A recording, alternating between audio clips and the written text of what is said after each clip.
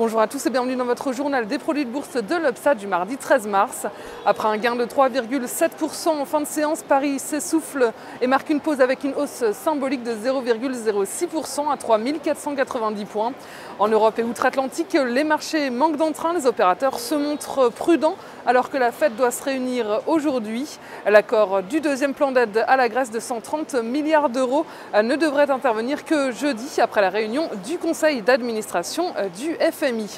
Prudence également avant les mauvais chiffres du commerce extérieur chinois qui fait ressurgir les inquiétudes sur le ralentissement économique global. L'indicateur marquait en février dernier son déficit le plus important depuis 23 ans.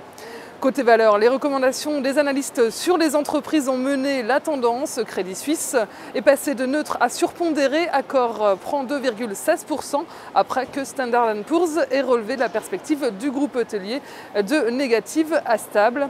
Les bancaires, par contre, cèdent du terrain. Société Générale perd 1,74%, Crédit Agricole 1,10% et BNP Paribas 1%. Wall Street marque une pause également. Les marchés d'échange américains ont évolué en ordre dispersé. Le Dow Jones avance de 0,29%, le Nasdaq cède en revanche 0,16%.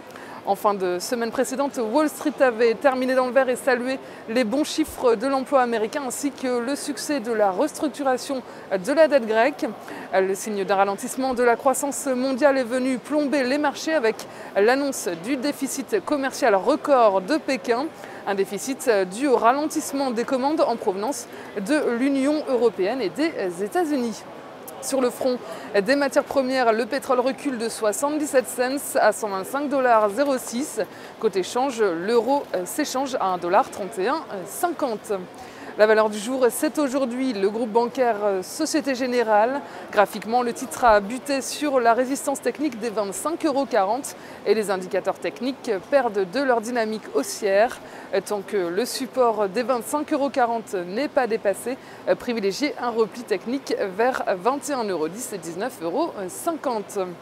La stratégie qui vous est proposée pour jouer cette valeur, c'est l'achat du Warrant Put Société Générale à 1812 T d'Unicredit au prix d'exercice de 22 € et d'échéance au 7 septembre 2012.